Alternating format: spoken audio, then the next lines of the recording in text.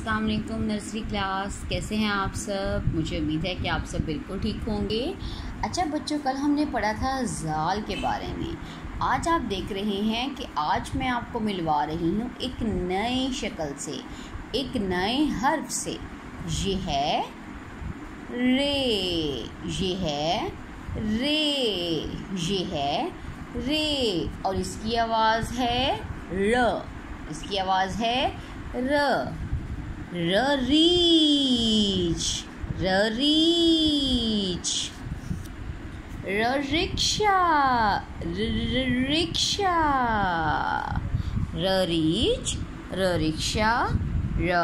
रेलगाड़ी, रेलगाड़ी। अब आप इस तस्वीर में देखें, रिक्शा, रिक्शा। रस्सी,